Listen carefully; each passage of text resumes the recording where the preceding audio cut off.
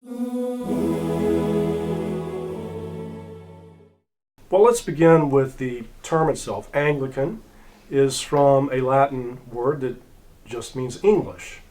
And so that gives us a lot of clues about what an Anglican is. An Anglican is a type of Christian who worships with or comes out of the tradition of the Church of England. And the Church of England goes back really to the earliest days of Christianity. We don't know exactly when the Christian church began in the British Isles. It may have been right after the time of Christ. Some believe that St. Joseph of Arimathea, who's mentioned in the Gospels, brought Christianity to the British Isles. It may have been merchants or others who brought Christianity there.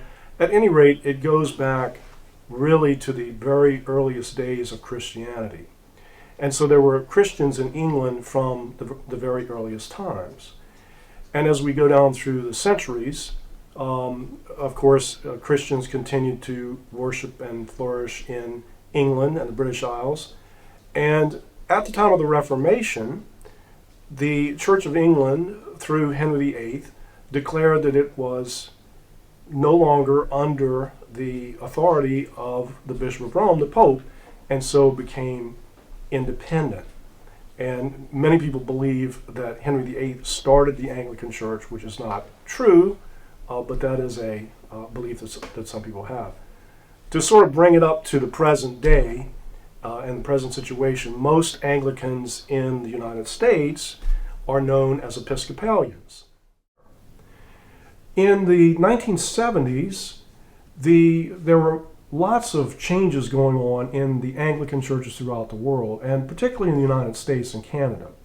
And so there were many Anglicans within the Episcopal Church in the United States and the Anglican Church of Canada who felt that these changes and innovations had gone too far and had basically taken the Episcopal Church and the Anglican Church of Canada really outside of the traditional Orthodox Catholic Anglican way of worship and understanding of the Bible and understanding of the faith.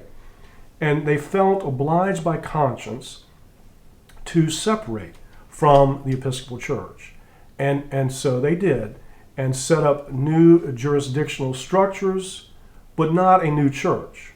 And my church was one of those, and my church is called the Anglican Catholic Church. And we came into being in the late 1970s in reaction to these changes that I mentioned that were happening in the Episcopal Church as a way of continuing the classical and Orthodox and biblical-based Anglican tradition in its classical expression. And so we have continued to do that, and so the Anglican Catholic Church is one of those churches. There are other continuing Anglican churches that exist as well. And we are not in communion with the Archbishop of Canterbury, which is how most people, or many history books and dictionaries, define an Anglican, to be in communion with the Archbishop of Canterbury. But that whole situation has really become changed in the last 15 to 20 years, in which now there are large groups of Anglicans in the United States and really throughout the world who do not consider themselves to be in communion with the Archbishop of Canterbury.